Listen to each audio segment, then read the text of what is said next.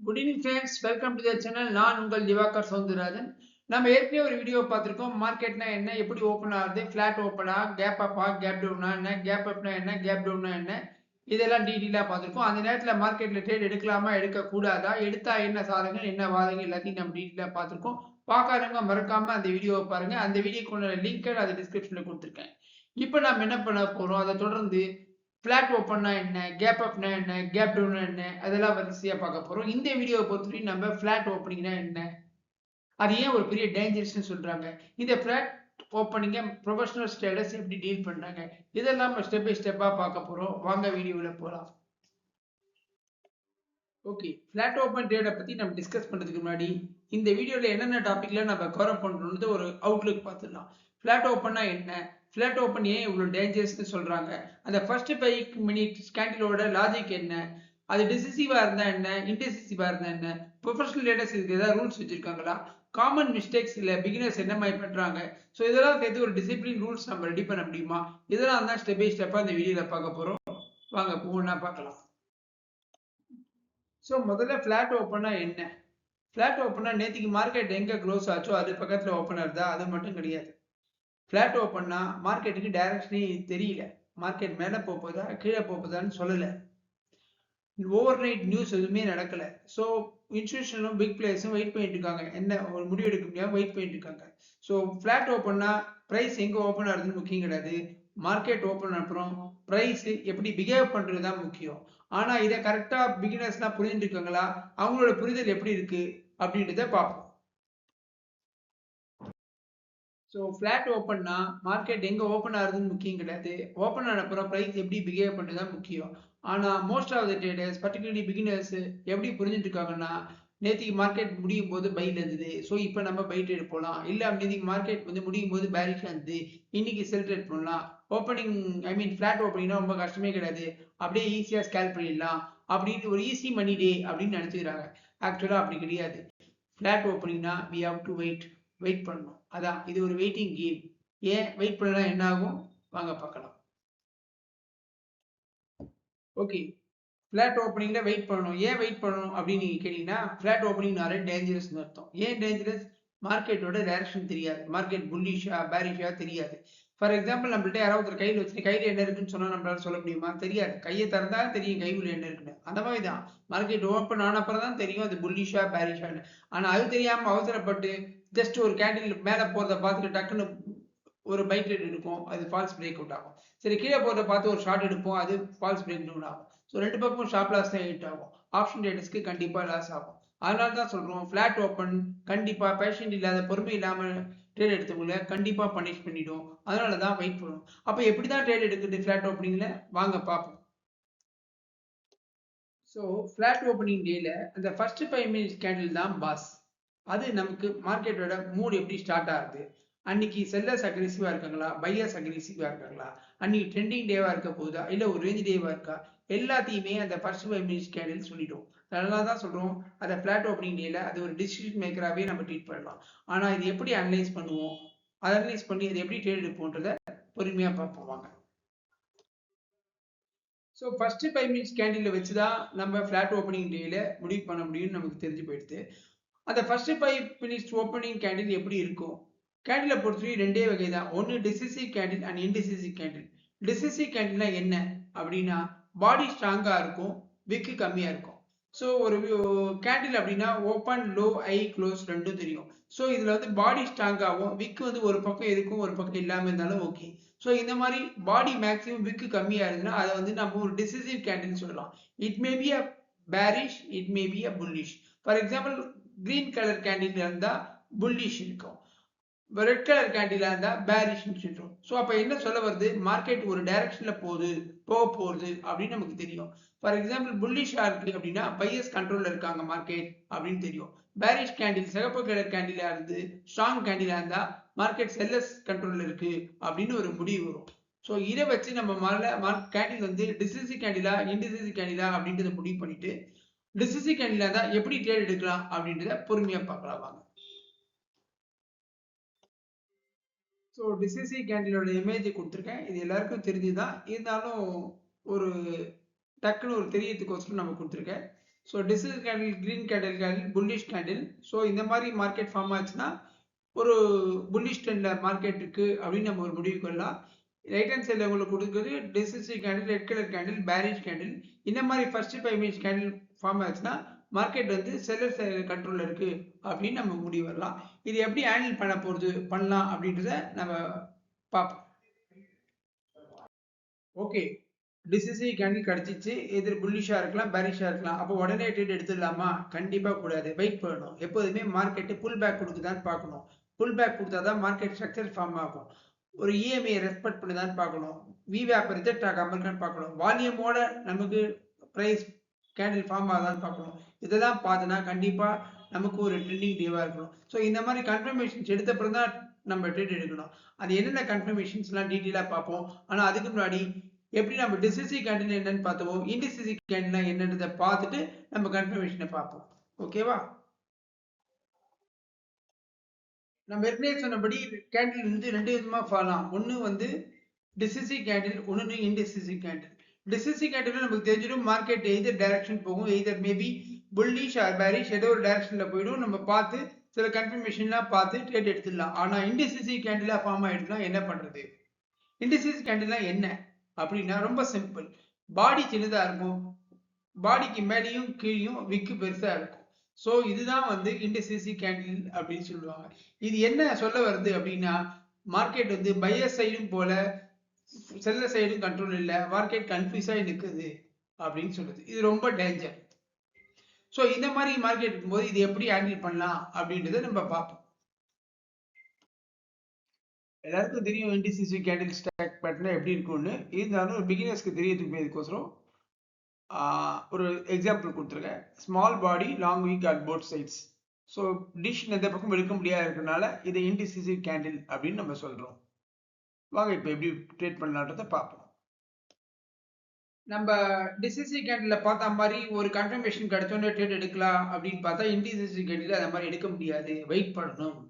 Market sideways மூவ்மெண்ட்டுக்கு possible அதிகம். அதனால ஒரு ரேஞ்ச் ஃபார்ம் ஆட்டும், ஒரு 30 நிமிஷம் வெயிட் பண்ணுவோம், ஒரு ஹை ஒரு லோ கன்ஃபார்ம் ஆட்டும், அதுக்கப்புறம் தான் ட்ரேட் எடுக்கணும். ஸோ இன்டிசிசிவ் கேண்டில் ஃபார்ம் ஆயிடுச்சுன்னா அந்த இடத்துல பேஷன்ஸ் தான் முக்கியம், அப்புறம் தான் ட்ரேடு.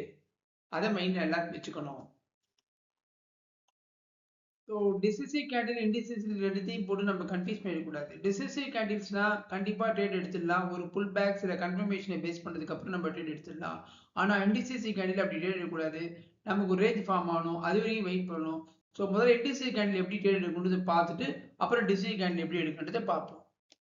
ஸோ இன்டிசிசிவ் கேண்டில் ஃபார்ம் ஆயிடுச்சுன்னா ஒரு 30 நிமிஷம் வெயிட் பண்ணுவோம். வெயிட் பண்ணால் அந்த ரேஞ்ச் தெரிஞ்சிடும். மார்க்கெட்டோட ஐ என்ன, லோ என்னன்னு ஒரு பவுண்டரி ஃபிக்ஸ் ஆயிடும். ஸோ ஐல வரும்போது நம்ம ஒரு புட் ஆப்ஷன் ட்ரை பண்ணலாம், லோல வரும்போது ஒரு கால் ஆப்ஷன் ட்ரை பண்ணலாம். ஏன்னா இன்டிசிசிவ் கேண்டில்னா most of the times market வந்து சைட்வேஸ்ல இருக்கும். ஸோ அந்த ரேஞ்சை பிரேக் பண்றதோ இல்லை கீழே பிரேக் டவுன் ஆகிறதோ ரொம்ப கம்மி. ஸோ அதுக்கு தகுந்த மாதிரி நம்ம ஒரு கிளாரிட்டி எடுத்து நம்ம ட்ரேட் பண்ணலாம். இன்டிசிசிவ் கேண்டில் இருந்தா டிசிசிவ் கேண்டில் எப்படி இருந்ததை பார்ப்போம் வாங்க.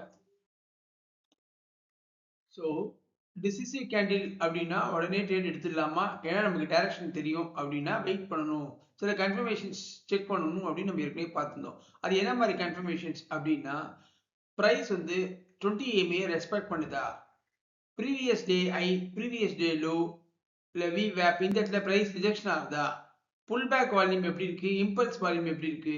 ஸோ இந்த மாதிரி சில கிராஸ் செக்லாம் பண்ணிட்டு அதுக்கப்புறம் நம்ம வந்து எந்த டைரக்ஷன்ல காமிக்குதோ அந்த டைரக்ஷன்ல ட்ரேட் பண்றது கரெக்டா இருக்கும். அப்படி இல்லை இந்த டைரக்ஷன்ஸ் ஏதாவது மிஸ் ஆகுது அப்படின்னா கொஞ்சம் வெயிட் பண்ணலாம், அந்த டைரக்ஷன் கிடைக்கிற வரையும், கன்ஃபர்மேஷன் கிடைக்கிற வரையும் அப்படின்றது நம்ம மைண்ட்ல வச்சுக்கணும். ஸோ இப்போ இது ஒவ்வொன்றும் என்ன, பிரைஸ் ரெஸ்பெக்ட்னா 20 EMA என்ன, ஸ்ட்ராங் ரிஜெக்ஷன் அட் விவேபி ஆர் பிடிஹெச் அப்படின்னா என்ன, புல் பேக் வால்யூம்னா என்ன, இம்பல்ஸ் வால்யூம்னா என்ன, இது எல்லாத்தையும் ஒவ்வொன்றா ஸ்டெப் பை ஸ்டெப்பா பார்ப்போம். ஸோ ப்ரைஸ் ரெஸ்பெக்ட் 20 EMA என்ன அப்படின்னா ப்ரைஸ் வந்து ஜஸ்ட் 20 EMA டச் பண்ணிட்டு போகிறது அப்படின்ட்டு கிடையாது. ப்ரைஸ் ரெஸ்பெக்ட் பண்ணும். ரெஸ்பெக்ட்னா என்ன, price pullbacks towards 20 EMA and buyers enters again in the 20 EMA and candle should not close below 20 EMA அப்படின்னு சொல்றோம். என்ன அப்படின்னா இப்போ மார்க்கெட் நீங்க பொதுவாக மார்னிங் ஓப்பன் ஆனோன்னு மேலே போகும், ஸ்லோப் 20 EMA அப்படி மேலே போகும், ஸ்லோப்பாக மேலே போகும். நார்மலாக என்ன சொல்லுவா, 20 EMA will attract prices அப்படின்னு. அதனால தான் என்ட்ரி எடுத்தோடனே என்ன பண்ணுவாங்க, ஸ்கேல்பர்ஸ் பண்ணுவாங்க, பிரைஸ் அது ஒரு புல் பேக்ல கீழே வரும்போது கரெக்டா 20 MA கிட்ட வரும்போது எடுத்துட்டு வெளில வந்துடுவாங்க, எக்ஸிட் பண்ணிடுவாங்க. ஏன்னா சம்டைம்ஸ் அந்த இடத்துல பையர்ஸ் என்ட்ரி ஆகி திருப்பி 20 MA பட்டு பவுன்ஸ் ஆகும். If buyers are not aggressive, market வந்து கீழே வந்துடும். ஸோ 20 MA கீழே வந்துடும், பிரைஸ் ரெஸ்பெக்ட் பண்ணாம கீழே வந்துடும். அதுதான் நம்ம இந்த இடத்துல சொல்ல வரோம். ஸோ 20 MA பிரைஸ் வந்து ரெஸ்பெக்ட் பண்ணி திருப்பி அந்த இடத்துல இருந்து பவுன்ஸ் ஆகும் அப்படின்னா பையர்ஸ் என்டர் ஆகணும் அர்த்தம். Second confirmation. 20 MA மார்க்கெட் அங்க ஒரு செல்லிங் ப்ரெஷர் விக் கிடைக்கல அப்படின்னா அங்க செல்லிங் ப்ரெஷர் இல்ல, ஓகே அப்படின்றது கன்ஃபார்ம் ஆகுது. மூணாவது 20 MAக்கு கீழே பிரைஸ் க்ளோஸ் ஆகலனா திருப்பி பையர் ஸ்ட்ராங்கா இருக்காங்க, செல்லர்ஸ் ஆர் நாட் அக்ரெசிவ் அப்படின்னு 3 கன்ஃபர்மேஷன் கிடைச்சோன்னே so it all indicates price respect 20 MA. So நம்ம பை சைடு போகலாம் அப்படின்னு நம்ம முடிவு பண்றோம். சப்போஸ் இதுல ஏதாவது ஒரு கண்டிஷன்ல பிரைஸ் ரெஸ்பெக்ட் பண்ணல, இந்த கண்டிஷன்ஸ் ரெஸ்பெக்ட் பண்ணல 20 MA அப்படின்னா நாம வெயிட் பண்ணணும் ட்ரேடுக்கு. ஸோ இதை வந்து ஒரு எக்ஸாம்பிளா நம்ம பார்க்கலாம். சிம்பிளா ஒரு சார்ட்ல காமிக்காம ஒரு சின்ன எக்ஸாம்பிளா காமிக்கிறேன். ஃபார் எக்ஸாம்பிள் நிப்டி வந்து மார்னிங் ஓப்பன் ஆகும்போது 24,750 ஓப்பன் ஆயிருக்கு. ஃபர்ஸ்ட் 5 மினிட்ஸ் கேண்டிலோட க்ளோஸ் வந்து 24,790. ஸோ திட் இஸ் 40 பாயிண்ட் அப்லப் ஆயிருக்கு. Strong bullish candle, டிசிசிவ் candle. டிசிசிவ் candle தான் ஏற்கனவே பார்த்துட்டோம், பாடி ஸ்ட்ராங்கா இருக்கும், விக்கு கம்மியா இருக்கும். இப்போ அடுத்த கேண்டில் பிரைஸ் புல் பேக் ஆகுது. புல் பேக்னா கீழே வருது. ஸோ 24,790 அப்படியே கீழே வருது, வந்து ஒரு 770 கிட்ட வருது. இந்த 20 MA லைன் பார்த்தீங்கன்னா கீழே இருந்து மேலே போகும், ஏன்னா மார்க்கெட் புல்லிஷ் ஷேடு. அப்போ கீழே இருந்து மேலே அப்படியே போகுது. மேலே போகும்போது அந்த பிரைஸ் வந்து கரெக்டாக அந்த 24,768 கிட்ட வந்து என்ன பண்றது அப்படின்னு நம்ம பார்க்கணும். பார்த்துட்டு டச் பண்ணிட்டு திருப்பி பவுன்ஸ் ஆகுதா இல்லை கீழே க்ளோஸ் வைக்கிறதா, அந்த இடத்துல செல்லிங் ப்ரெஷர் இருக்கா அந்த கேண்டில்ல, இதெல்லாம் பார்க்கணும். ஸோ இதெல்லாம் தான் ரெஸ்பெக்ட் எப்படி பண்றதுன்னு பார்க்குறது. ஸோ கரெக்டாக டச் பண்ணிட்டு திருப்பி மேலே போயிடுது, திருப்பி 24,780 தாண்டி பிரைஸ் மேலே போயிடுச்சுன்னா ரெஸ்பெக்ட் பண்றதுன்னு அர்த்தம். இல்ல அதை கீழே க்ளோஸ் வச்சுச்சுன்னா ரெஸ்பெக்ட் பண்ணலன்னு அர்த்தம். ரெஸ்பெக்ட் பண்ணா ட்ரேடு, ரெஸ்பெக்ட் பண்ணலனா நோ ட்ரேட். ஸோ இதான் ஃபர்ஸ்ட் கண்டிஷன். ரெண்டாவது கண்டிஷன் என்னன்றதை பார்ப்போம். ஸோ இப்போ நம்ம செகண்ட் கண்டிஷன் பார்க்க போறோம். No strong rejection from VWAP or previous day high or low அப்படின்னு சொல்றோம். என்ன அப்படின்னா VWAP அப்படின்னா எல்லாருக்கும் தெரியும், V volume weighted average price. இது வந்து ஒரு இண்டிகேட்டர் நம்ம சொல்றத விட ஆவரேஜ் பிரைஸை வால்யூமோட கம்பேர் பண்றது. பிரைஸ் ஆவரேஜ் பிரைஸ் வால்யூமோட கம்பேர் பண்றதா VWAP. மோஸ்ட் ஆஃப் இன்ஸ்டிடியூஷனல் ட்ரேடர்ஸ்லாம் ஒரு ட்ரேட் எடுக்கும்போது நம்ம ஒரு கால் பை பண்றோம்னா டக்குன்னு ஜஸ்ட் லைக் தட் பை பண்ணிடுவோம். ஆனா அவங்க என்ன பண்ணுவாங்க, ஆவரேஜா எப்படி ஒரு லாஸ்ட் 10 நிமிஷத்துல எப்படி ஆவரேஜ் ஆயிருக்கு, அதுல வால்யூம் பேஸ் பண்ணி அதுக்கு ஒரு ஃபார்முலா இருக்கு, அதை பேஸ் பண்ணி அந்த பிரைஸ்ல கேண்டிடேட் பிரைஸ் வந்தாதான் கேண்டில் வந்தாதான் பர்ச்சேஸ் பண்ணுவாங்க. ஸோ அது இன்ஸ்டிடியூஷனல் பிரைஸ்னு சொல்லுவோம். VWAP is most important. அது இண்டிகேட்டர் கிடையாது. பொதுவாக நம்ம இண்டிகேட்டரை யாரும் யூஸ் பண்ணக்கூடாதுன்னு சொல்றோம், பிரைஸ் ஆக்ஷன் பேஸ் பண்ணி தான் சொல்லுவோம். ஆனா VWAP is also a price, அதை மைண்ட் வச்சுக்கோங்க, இது இண்டிகேட்டர் கிடையாது. ஸோ நிறைய பேர் என்ன பண்ணுவாங்க, VWAP லெவல் தெரியறதுக்கோசம் அந்த இண்டிகேட்டர் வந்து யூஸ் பண்ணுவாங்க. அதில் வந்து VWAP பிரைஸ் கோட் ஆகிட்டு இருக்கும். ஸோ அந்த பிரைஸ்க்கு வரும்போது ட்ரேட் எடுப்பாங்க. இல்லை அதுக்கு மேல கேண்டில் ஃப்ளோட் ஆகிட்டு இருக்கா, அதுக்கு கீழே க்ளோட் ஆகிட்டு இருக்கா அப்படின்னு பார்த்துட்டு ட்ரேட் எடுப்பாங்க. இது ஒரு மெத்தட். ஸோ இப்போ போன எக்ஸாம்பிள் நம்ம கண்டினியூ பண்ணுவோம். போன எக்ஸாம்பிள் என்ன சொன்னோம், 24,750 ஸ்டார்ட் ஆகி 24,790 மார்க்கெட் போய் அங்கேருந்து ஒரு புல் பேக் வந்து 24,770 புல் EMA எக்ஸ்பெக்ட் பண்ணி திருப்பி மார்க்கெட் மேலே போகுது. மார்க்கெட் இப்போ வந்து 24,798 போயிட்டு இருக்கு. ஸோ இந்த மாதிரி போயிட்டு இருக்கும்போது VWAP தான் VWAP, அப்படி இல்லை previous day high R resistance ஏதோ ஒன்று மேலே டாப்ல இருக்கு, அது வந்து 24,800 இருக்கு. இப்போ பிரைஸ் என்ன பண்றது அப்படின்னு பார்க்கணும். பிரைஸ் வந்து அந்த இடத்த அசால்ட்டா கிராஸ் பண்ணுதா, இல்ல அங்க போனோன்னு ஒரு சின்ன விக்கு தான் இருக்கா, இல்ல அந்த இடத்துல போனோன்னு ஷார்ப் செல்லிங் இருக்கா. செல்லிங்னா அடுத்த நிமிஷம் பிரைஸ் ரிஜெக்ட் ஆகி கீழே வந்துருதா, நல்ல லாங் விச்சு கீழே வருதா, இந்த மாதிரி பார்க்கறது தான் நம்ம ஸ்ட்ராங் ரிஜெக்ஷன் அப்படின்னு சொல்றோம். ஸோ இப்போ இந்த மாதிரி ரிஜெக்ஷன் எதுவுமே இல்லை, பிரைஸ் வந்து 20 EMA தட்டினதுக்கு அப்புறம் திருப்பி அந்த ப்ரீவியஸ் டே ஹையோ இல்ல ரெசிஸ்டன்ஸ் நியரஸ்ட் ரெசிஸ்டன்ஸையோ இல்ல VWAP லெவலையோ தாண்டி அசால்ட்டா மேல போகுதுன்னா அப்ப நமக்கு கன்ஃபர்மேஷன் கிடைச்சிச்சு, தைரியமா ட்ரேட் எடுக்கலாம். இது செகண்ட் கண்டிஷன். அப்படி கிடைக்கலனா என்னன்றதை பார்ப்போம். ஸோ போன ஸ்லைட்ல பிரைஸ் ரிஜெக்ட் ஆகாம இருந்தா என்ன பண்றது பார்ப்போம். பிரைஸ் ரிஜெக்ஷன்னா என்னன்னு பார்ப்போம். நம்ம ஏற்கனவே சொன்னபடி பிரைஸ் வந்து EMA டச் பண்ணிட்டு 24,800 ஒரு ரெசிஸ்டன்ஸையோ VWAPயோ இல்ல ப்ரீவியஸ் டேயோ நோக்கி போறது. போனோன்னு என்ன ஆகுது, போனோன்னு அங்க அந்த டச் ஆனோட அந்த கேண்டில் அப்படியே கீழே வந்து க்ளோஸ் ஆகுது, லாங் அப்பர் வீக் விற்கிறது. அப்படின்னு அர்த்தம் அங்க sellers are already there, institution அவங்க ஷார்ட் ஆர்டர் போட்டு வச்சிருக்காங்க. ஸோ மார்க்கெட் கீழே வருது. அடுத்த கேண்டிலே பார்த்து சரி இல்லை வெயிட் பண்றேன்னு வெயிட் பண்ணுவீங்க. அடுத்த கேண்டிலே பார்த்தீங்கன்னா டக்குன்னு ஒரு பெரிய ரெட் கேண்டில் வந்து விழுந்துரும். ஸோ அப்பனா என்ன அர்த்தம், அங்க வந்து ரிஜெக்ஷன் ஆகுது, பிரைஸ் அதுக்கு மேல பிரைஸ் போறதுக்கு வாய்ப்பு கிடையாது அப்படின்னு தெரியும். ஸோ இந்த மாதிரி சுச்சுவேஷன்ஸ்ல நம்ம கால் ஆப்ஷனை பை பண்ணக்கூடாது. ஸோ இது நமக்கு வந்து பிரைஸ் ஸ்ட்ராங்கா ரிஜெக்ட் ஆகுதுன்னு அர்த்தம் ப்ரீவியஸ் டே ஐல ப்ரீவியஸ் டே ரெசிஸ்டன்ஸ்ல. அதனால தான் நம்ம ஈவன் சின்ன சின்ன ட்ரேட் எடுத்தா கூட அந்த ப்ரீவியஸ் டே தான் நம்ம டார்கெட்டா வச்சுப்போம். ஏன்னா அந்த இடத்துல there maybe chance for price rejection. So அதுதான் நம்ம டார்கெட்டா வச்சுப்போம். ஸோ அந்த மாதிரி இருக்கிற நேரத்துல நம்ம கண்டிப்பா ட்ரேட் இருக்கக்கூடாது. ஸோ இது வந்து செகண்ட் கண்டிஷன். இப்போ தேர்ட் கண்டிஷன் என்னன்றதை பார்ப்போம். ஸோ மூணாவது கண்டிஷன் வால்யூம். வால்யூம் வந்து உங்களுக்கு டைரக்ஷனை சொல்லாது, ஆனால் அந்த டைரக்ஷன் எவ்வளோ ஸ்ட்ராங்கா இருக்குன்றது சொல்லும். ஸோ இதில் வால்யூம் என்ன பார்க்கணும் அப்படின்னா, இம்பல்ஸ் வால்யூம் வந்து புல் பேக் வால்யூம் விட அதிகமாக இருக்கணும். ஸோ அப்படின்னா இம்பல்ஸ் வால்யூம்னா முதல்ல என்னன்னு தெரிஞ்சுக்கணும். இம்பல்ஸ் வால்யூம் அப்படின்னா ஃபார் எக்ஸாம்பிள் இப்போ அப் ட்ரெண்ட் போகுது மார்க்கெட் அப்படின்னா, இது பாருங்க இப்படி போகிறது, இது அப்பல் வால்யூம், சின்ன ஒரு புல் பேக் இப்படி வருது, இது புல் பேக் வால்யூம், திருப்பி இப்படி மேலே போகிறது இம்பல்ஸ் வால்யூம். ஸோ இதுதான் impulse volume, pull back volume. இந்த இம்பல்ஸ் வால்யூம் பெருசா இருந்தா ஸ்ட்ராங்கா இருந்தா பையர்ஸ் ஆர் அக்ரெசிவா இருக்காங்கன்னு அர்த்தம். இந்த புல் பேக் வால்யூம் கம்மியா இருக்கு அப்படின்னா இங்க செல்லர்ஸ் கம்மியா இருக்காங்கன்னு அர்த்தம். ஸோ செல்லர்ஸ் கம்மியா இருக்காங்கன்னா ஆட்டோமேட்டிக்கா பையர்ஸ் மேலே போயிடுவாங்க. சப்போஸ் இது இங்க கீழே வந்து என்ன அர்த்தம், ரெண்டு பேரும் ஈக்குவலா இருக்காங்க, மேலே போறதுக்கு வாய்ப்பு இல்லைன்னு. அதுதான் ரொம்ப சிம்பிளா சொல்றோம். 4 பேர் சண்டை போடும்போது இந்த டீம்ல ஒரு ரெண்டு டீம் சண்டை போடும்போது ஒரு டீம்ல ஒரு 25 பேர் இருக்காங்க, இன்னொரு டீம்ல 4 பேர் இருக்காங்கன்னா 25 பேர் அதிகமா இருக்க டீம் தான் வின் பண்ணுவோம். அதுதான் இந்த இடத்துல சொல்றோம். வால்யூம் அதுதான் சொல்றோம். ஸோ இம்பல்ஸ் வால்யூம் வந்து அதிகமா இருக்கணும், புல் பேக் வால்யூம் கம்மியா இருக்குன்னா நம்ம அந்த இடத்துல ட்ரேடு போகலாம் அப்படின்னு சொல்றோம். இதே ஒரு எக்ஸாம்பிளோட பார்த்தா உங்களுக்கு இன்னும் கிளியரா தெரியும். So impulse volume, pull back வால்யூம்னா என்னன்னு பார்த்துட்டோம். இதை ஒரு எக்ஸாம்பிளோட பார்த்துடலாம் வாங்க. இப்போ ஃபார் எக்ஸாம்பிள் ஃபர்ஸ்ட் ஒரு ரேலி இப்படி போகிறது, ஃபர்ஸ்ட் கேண்டில் இப்படி போகிறது நிஃப்டியோட கேண்டில். அடுத்த கேண்டில் ஒரு புல் பேக் வருது. அடுத்த கேண்டில் வச்சுக்கோனா ஒரு 2-3 கேண்டில் வச்சுக்கோங்களேன். அது அடுத்து புல் பேக் என்ட்ரி இப்படி வருது. இப்போ நம்ம என்ன பண்ணுவோம், புல் பேக் வந்து அதுக்கப்புறம் இங்கே ஒரு ப்ரைஸ் கன்ஃபர்மேஷன் கிடைச்சோன்னு இந்த இடத்துல என்ட்ரி எடுப்போம். இதான் நார்மல் ப்ரொசீஜர். இப்போ இதுலேருந்து என்ன தெரியுது, இந்த இடத்துல பையர்ஸ் ஆர் வெரி அக்ரெசிவ், இந்த செல்லர்ஸ் வீக்காக இருக்காங்க, அக்ரெசிவாக இல்லை இருக்காங்க இல்லை, அதனால நம்ம மேலே போகிறதுக்கு வாய்ப்பு இருக்குது. நம்ம ஏற்கனவே சொன்னபடி பையர்ஸ் ஒரு 25 பேர் இருக்காங்க, செல்லர்ஸ் 4 பேர் தான் இருக்காங்க.